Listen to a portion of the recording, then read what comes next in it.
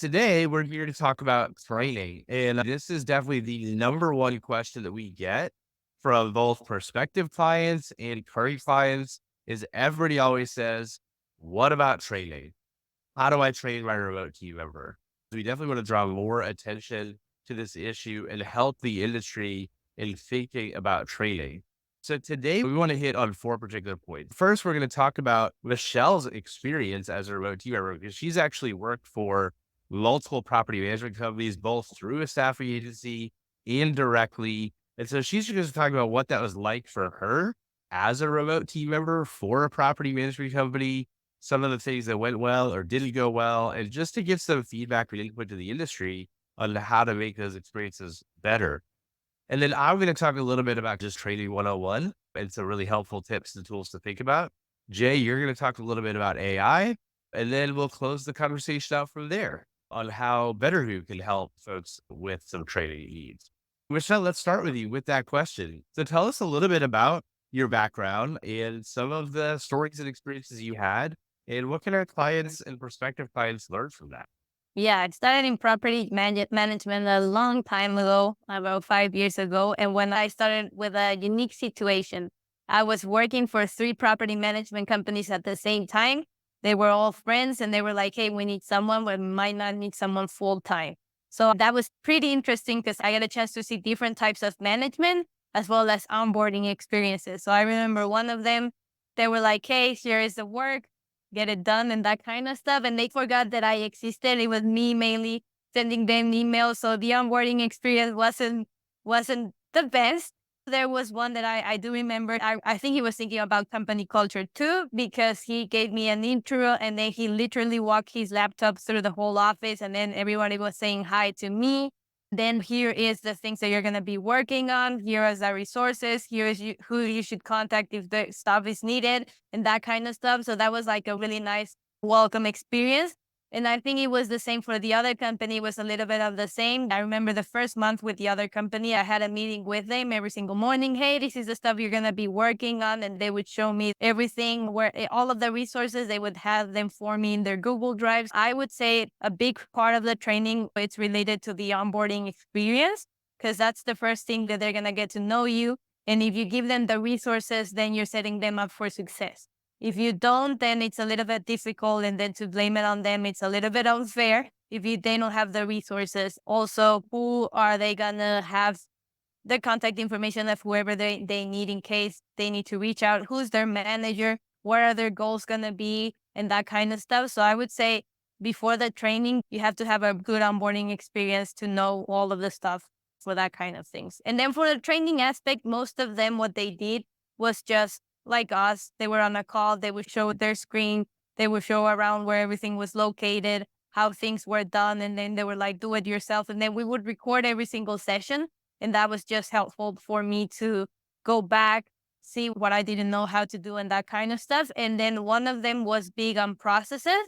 So especially in every process that I had to work on, they had videos. And then if there was no videos or documented process, then they would let me know, hey, you're going to be working on this process. As we work on it, we're going to also be working on documenting the process. So you're going to document the process and just make a quick little video on how to do that. And then that was like for everyone in the team, everyone who was responsible for a process, they would be responsible also for making sure that the process was good with good instructions and documented and with videos.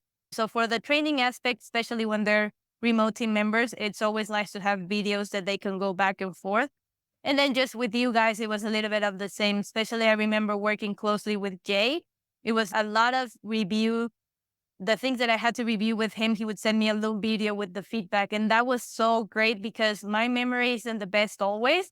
And I can be paying attention, but stuff goes off my head. So the little video, it's great for me. I write down what I need to do. So for me, that's a great form of training. Wow, that's really great. Let me just hit on a couple of key points. Number one, I love the comparison that you made between one company that kind of forgot about you, as you put it, and another company that clearly incorporated you into their company culture. It mattered to them that you were able to meet everybody else on the team, even though you're meeting them virtually, it was still a meeting.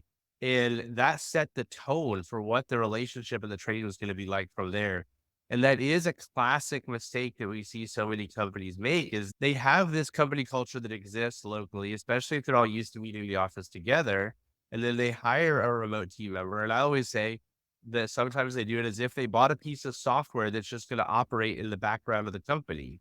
But that's not what it's like. As everybody can see, you're not a piece of software. You're a real human being. I have met you and touched you. You are real. And that's how it is for all remote team members. And you want to belong to a team. And so it's really important to just get that right out of the gate. Another thing that you hit on that I found so interesting is you talked a lot about having resources, but at the same time, you also mentioned like, hey, I also helped develop the process. If there was a process, great. That was helpful. I was able to use the process. If there wasn't a process, no problem. We sat down, they showed me how to do it, recorded the video, and I created the process. They're like, oh, I can't make a hire until I have my processes perfected. And it doesn't need to be that way. As a matter of fact, you need to create that capacity. You need to get that extra person on your team first to help you create those processes, whatever that's going to look like. Thanks for sharing that. That was some really great stories. So I want to talk a little bit about just training 101. And the main thing I want to say, it can come across a little bit like smart alecky, but it actually is the truthful answer, which is actually training your remote team member is no different than training anybody else that you hire. And as a matter of fact, if I'm having to sit shoulder to shoulder with somebody at a computer and show them, I guess it's nice and we can interact with each other in a different way than if we were remote. But when we're remote and you have that ability to hit record, have your faces on the screen on and actually have multiple screens up to where I can see this in one side and see the video conferencing in the other side. It actually is a great way to train.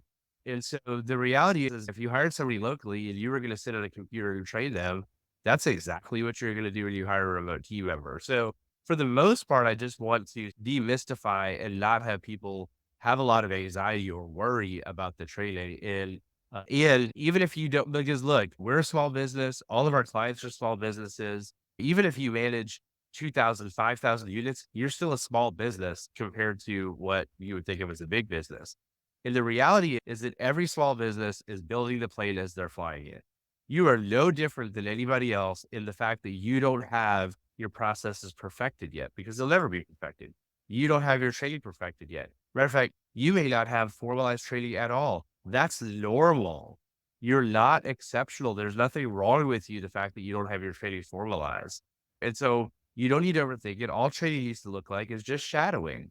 And that's exactly what you described you did with Jay. You just showed up to a meeting and Jay just did stuff and you just shadowed him and said, okay, cool, I see it. And then next time he shadowed you. And that's just what training is. And so we don't need to overthink it too much. That's the main thing I want to say about training 101. And you touched on it too, Michelle. Recording those videos, documenting some things with those videos, putting them in a place for posterity.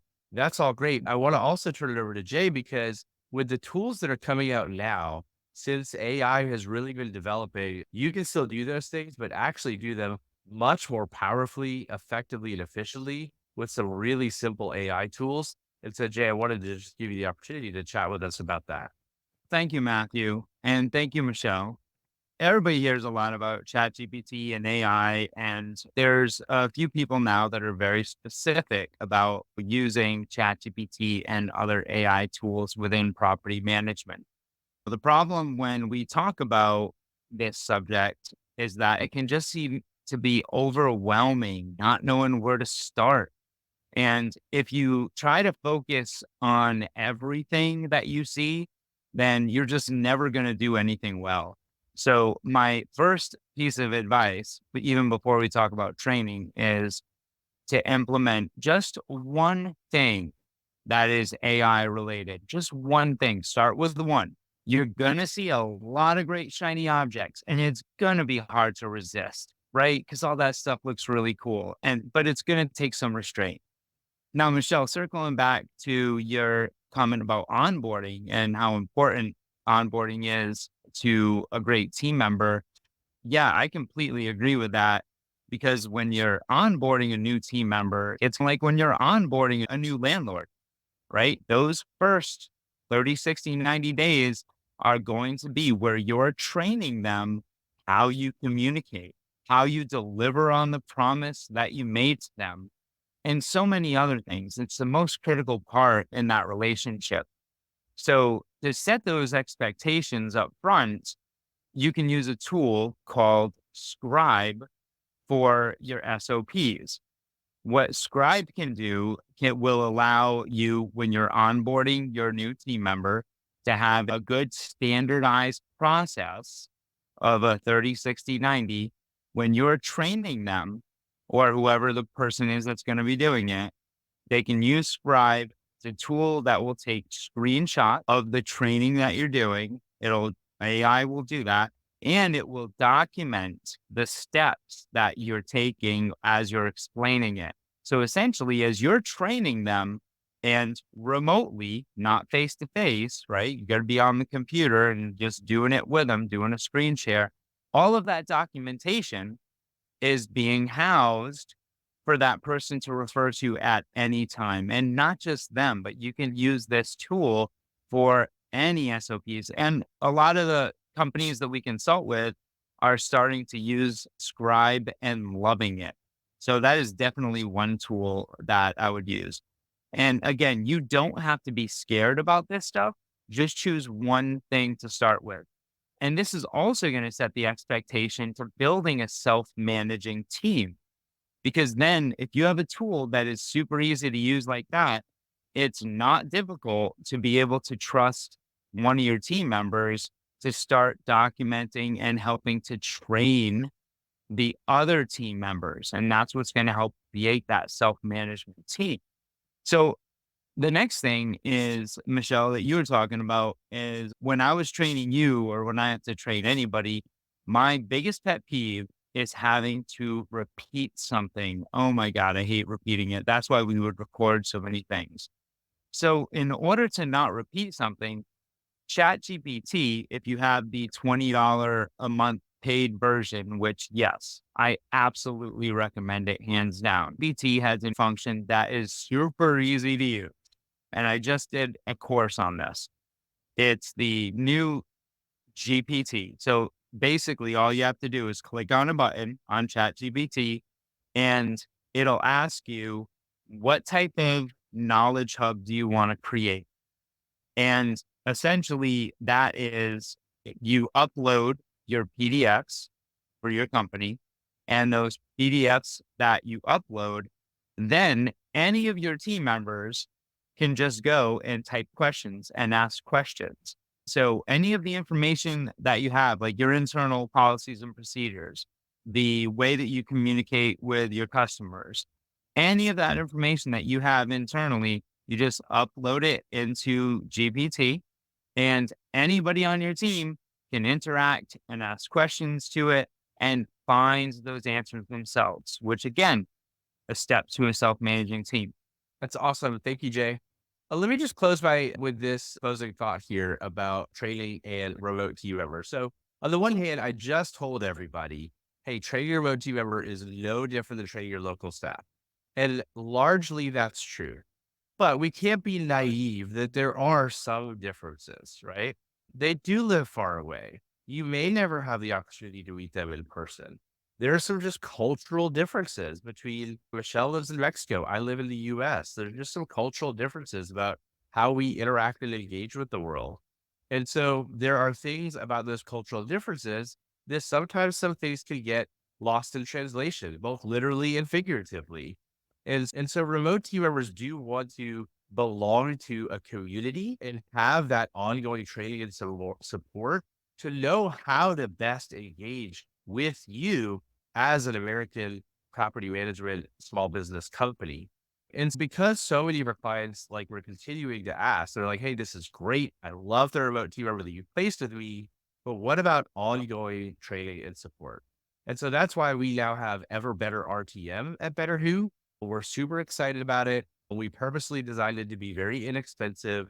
It's $47 a month to enroll your remote team member in it, and they will get that monthly training and support. And so we will provide that to them. They'll be part of a community. We're going to train them on all sorts of things, both very specific things and some very high level things, how to be more productive and efficient at work, how to engage with an American company that's going to be very beneficial for the company and for their own career path. So they have a good long-term relationship with you as that property management company. In addition to the monthly training and support, we're also going to do quarterly check-ins. We're going to meet with them once a quarter, one-on-one, to give them feedback and hear feedback from them. And what we found, one of the reasons we love doing those check-ins for our clients is because just by virtue of the fact that we are an independent third party, they will just be comfortable to share certain things with us that they may not be comfortable sharing with you as their employer. And that's normal. That's very normal. And so they can do that in a very safe and comfortable environment. And we can coach them through how to work through whatever it is they're working through. And then we're also going to meet with you once a quarter to share with you what we're seeing with your remote team member and how we can coach you up on having that great long-term relationship as well. There are other benefits that come through this as well, but that's the high level. We saw that's really important to our community with the Better Who crew.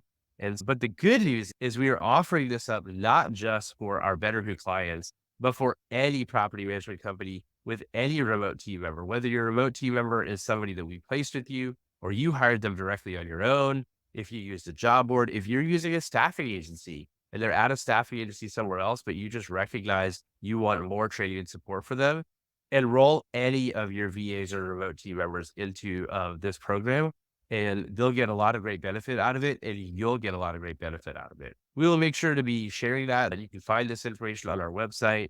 And then, of course, if there's anything else you heard here from Michelle or from Jay about AI or from me, just reach out to us. We're really easy to find here on Facebook, or just go to betterwho.com and reach out to us there. All right. Any closing thoughts, Jay or Michelle, or did we wrap it up pretty well? I think we did great. Thank you so much for coming, everybody. All right. Awesome. Thanks, guys. And thanks to everybody watching.